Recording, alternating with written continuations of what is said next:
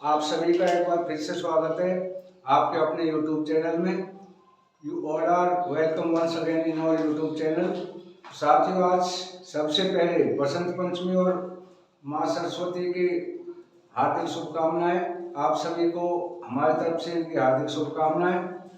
साथियों, आज हम सिर्फ दो खबर देंगे और वो दोनों खबर बहुत इम्पोर्टेंट है। पहली है कि आठवें पे कमीशन की बड़ी खबर, वित्त मंत्रालय ने गृह मंत्रालय से मांगे पॉइंट। और गृह मंत्रालय ने अर्धसैनिक बल जैसे सीआरपी, बीएसएफ, सीआईएसएफ सभी से मांगे पॉइंट। और ये मैं आपको रिपोर्ट दिखाकर समझाऊंगा। जो अमर उजाला की अखबार की कटिंग है वो पूरी दिखाकर समझाऊंगा कि क्या मांगे और कब तक देने हैं। दूसरा है 1 जनवरी 2026 से लागू होगा एचसीपीसी कमेटी का जल्द होगा गठन। साथियों, सबसे कम समय में लागू होने वाला ये 8वां पे कमीशन है, जबकि इससे पहले जो भी पे कमीशन गठित हुए हैं उन्होंने अपनी रिपोर्ट पेश करने में मिनिमम 2 साल लगाए हैं। 1.5 से 2 साल सभी में लगाए, लेकिन ये ऐसा पे कमीशन है जो 1 वर्ष के टाइम में सबसे पहले लागू होगा। इसलिए इस पे कमीशन को मात्र 1 वर्ष का टाइम दिया है और इसमें इस तरह की कमेटी का गठन होगा कि जो बहुत जल्दी अपनी रिपोर्ट पेश करेगी और ये गारंटीड है कि ये ज़्यादा डिले नहीं होगा। 1 जनवरी 2026 से लागू हो जाएगा। इसके जो बेनिफिट हैं वो मिलने शुरू हो जाएंगे। इसमें कोई एरियर का चक्कर नहीं होगा कि पहले जैसे लागू हो जाता था जनवरी में और फिर मिलता था जाके अप्रैल मई में एरियर मिलता था। तो ये ऐसा पे कमीशन है कि जैसे ही लागू होगा 1 जनवरी 2026 से तुरंत इसके जो भी बेनिफिट हैं, जो भी इसके फायदे हैं वो आपके अकाउंट में आने शुरू हो जाएंगे। अगली मैं बहुत इम्पोर्टेंट खबर बताऊंगा कि टैक्स में जैसे लोग पूछते हैं कि सरकार ने जो लिमिट है वो 12 लाख रुपए तक की बढ़ा दी है, तो टैक्स के अंदर यदि अगले साल हमारी सैलरी इतनी हो जाएगी तो क्या हमें टैक्स देना पड़ेगा। तो इन चीज़ों पर विचार करेंगे। मैं पूरा कैलकुलेशन करके बताऊंगा कि पिछली बार आपको कितनी सैलरी पे कितना टैक्स था, अब 12 लाख का आपको टैक्स लगेगा तो आपकी सैलरी कितनी बढ़ेगी और किस सैलरी के दायरे में आप आओगे। तो 12 लाख तक आपको छूट मिलेगी या नहीं मिलेगी, सैलरी से ज़्यादा होगी या कम होगी। सैलरी और पेंशन दोनों का कैलकुलेशन ग्राउंड पे बताऊंगा, बोर्ड पे समझाऊंगा। वीडियो को ध्यान से देखें, सारे डाउट क्लियर हो जाएंगे। तो पहले हम दिखाते हैं कि 8वें पे कमीशन में बड़ी खबर।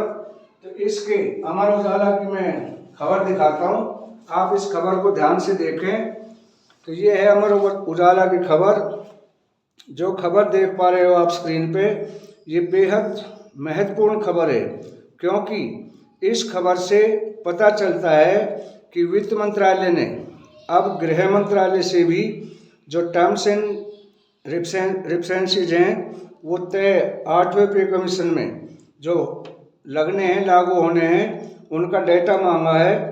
और उनको लेकर जो भी पॉइंट मांगे हैं, बहुत ही महत्वपूर्ण खबर है। वेतन आयोग की संदर्भ शर्तों पर केंद्रीय बल अपना सुझाव देना शुरू कर देंगे।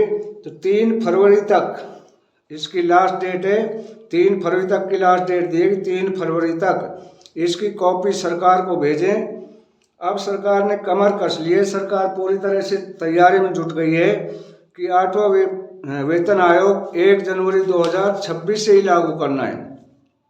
अब कितना समय लगेगा ये इसमें आप देख रहे हो, अमर उजाला की खबर है। इसमें ज़्यादा समय नहीं लगेगा, इसमें मात्र 1 साल का टाइम दिया गया है और 1 साल के अंदर ये लागू करना होगा। तो केंद्र सरकार ने 16 जनवरी 2025 को ये वेतन आयोग की घोषणा की थी।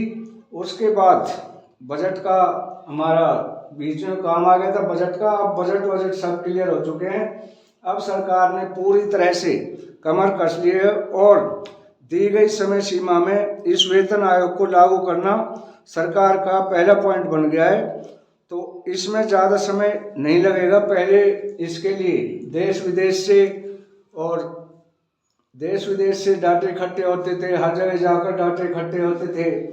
अभी इसको एक टाइम का समय, 1 साल का समय दिया है और 1 साल में समय सीमा में यह वेतन आयोग बहुत जल्दी अति शीघ्र 1 जनवरी 2026 से ही लागू होगा, ज़्यादा डिले नहीं होगा। तो ये सारे आप पॉइंट देख रहे हो, स्क्रीन पे देख रहे हो किस तरह से अमर उजाला की एक खबर है, इसमें सारी डिटेल दी हुई है। तो अगली मैं बात करूँगा टैक्स पे। सबसे महत्वपूर्ण पॉइंट है टैक्स। तो साथियों पहले मैं टैक्स का कैलकुलेशन बता देता हूँ कि पहले हमें कितनी इनकम पर कितना टैक्स लगता था, कितना % लगता था। तो पहले चलते हैं, जो पहले वाला टैक्स था उसमें छूट थी 7 लाख तक की छूट थी। यानी यदि आपकी इनकम 7 लाख रुपए है तो आपको कोई टैक्स नहीं देना पड़ेगा। और 75,000 रुपये की थी इसमें स्टैंडर्ड डिडक्शन, यानी 7,75,000 रुपये तक यदि आपकी इनकम है, सालाना इनकम है सैलरी से या पेंशन से, तो आप टैक्स के दायरे से बाहर हो। अब हम इसको लगाते हैं महीने में, अगर हम इसको कन्वर्ट करते हैं तो 7,75,000 तो यानी 64,584 रुपये। मानो मेरी सैलरी 64,584 रुपये है तो मैं टैक्स के दायरे से बाहर हूँ। ये पिछले साल का मैं बता रहा हूँ जहाँ 7 लाख की छूट थी। लेकिन अब कितनी बढ़ाई है, दूसरा हम आते हैं न्यू लिमिट पे। तो न्यू लिमिट पे इन्होंने बढ़ा दी 12 लाख रुपए। 12 लाख रुपए तक की छूट है। यानी यदि आपकी सालाना सैलरी से इनकम या पेंशन से इनकम 12 लाख रुपए तक है और 75,000 रुपये स्टैंडर्ड डिडक्शन, तो ये कुल मिलाकर हो जाते हैं 12,75,000।